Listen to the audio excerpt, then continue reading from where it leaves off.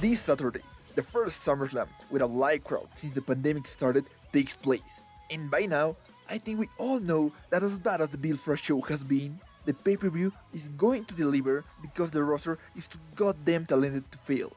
So, without further ado, I'm Pommy Wrestling, and these are my predictions for the 10 announced matches.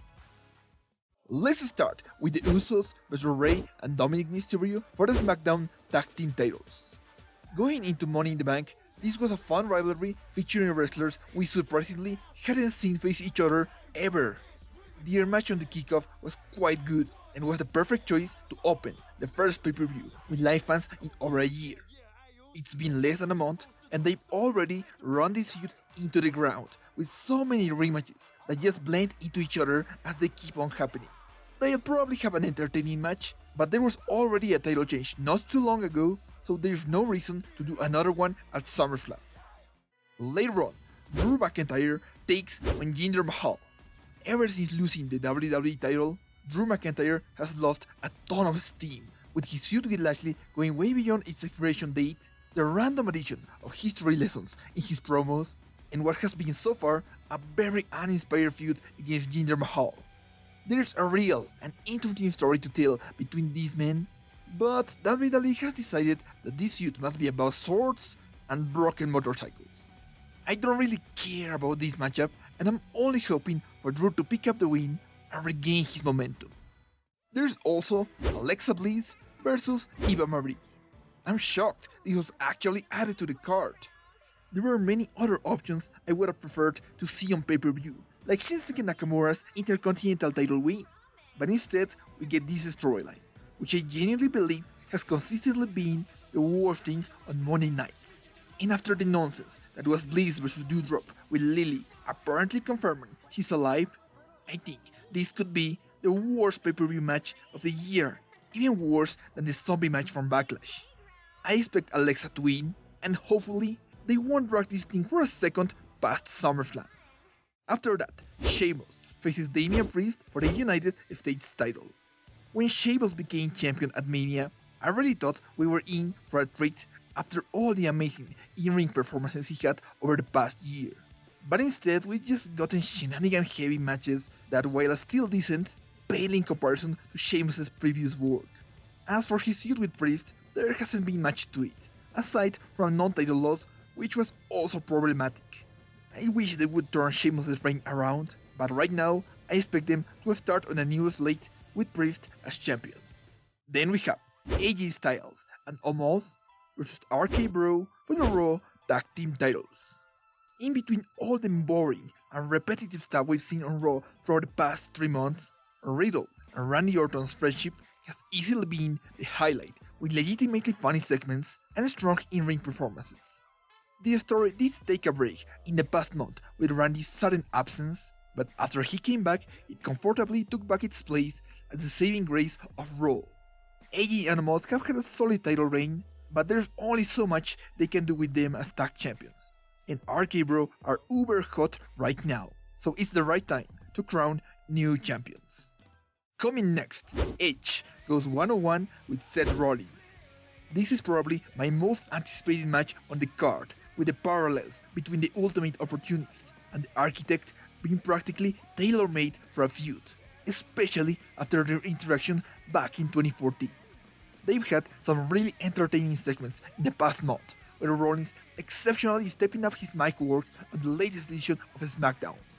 I'd be happy seeing either of these men come out victorious, but after coming up short at Mania and Money in the Bank, I think Edge kind of needs a major win in a singles match, since his last one was at last year's Mania and everyone hated it. We also have Nikki Ash vs Charlotte Flair vs Rhea Ripley for the Raw Women's title. Charlotte and Rhea had an excellent match at Money in the Bank in spite of a garbage build. The builds to this one started quite promisingly, with Nikki's shocking cash-in, but has gone down the drain in record time, with some baffling choices like pinning the champion 1 week into her title reign. Once again, Charlotte is the only one getting some decent booking, and I could totally see her win the belt again to keep on inflating her number of title reigns. But I think they'll stick with Nikki Ash at the very least through SummerSlam. After that, Bobby Lashley clashed with Goldberg for the WWE title. I really hate part-timers who won't realistically stick to doing more shows fighting for a championship, especially when said part-timers' work ranges from short bursts of amusement to flat-out terrible by any standard. Basically, what I'm trying to say here is that I don't really care about Goldberg and would rather not watch this encounter. As for the result, unless WWE wants to hold the title hostage until next year due to contractual obligations, I feel very confident betting on a longer and hopefully better Lashley title reign. Up next, there's Bianca Belair vs Sasha Banks for the SmackDown Women's title.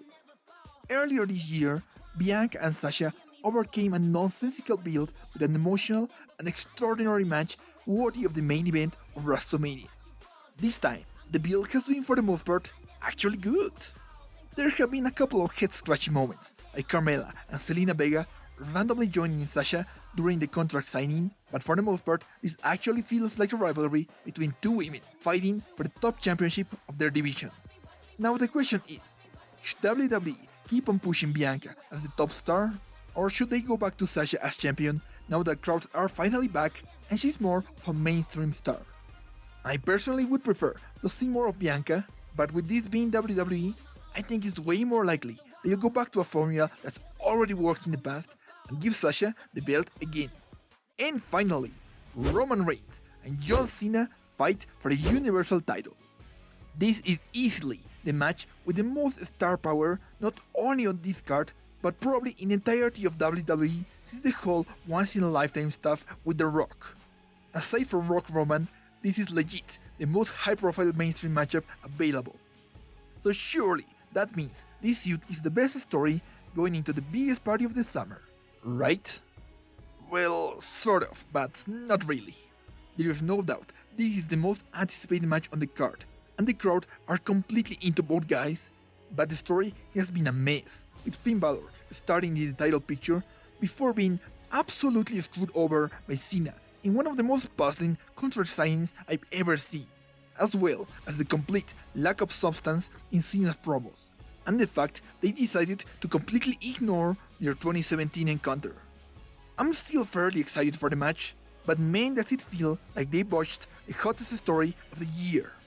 Now all that's left is a mixed bag of a story, with an incredibly obvious result since Cena is going back to his final career literally the moment SummerSlam is over. Do you agree with my choices? Leave a comment down below with your predictions for SummerSlam. And don't forget to like, subscribe, and follow me on social media at Spawn Wrestling for any update. That's all for now. Thanks so much for watching. Until next time, see ya!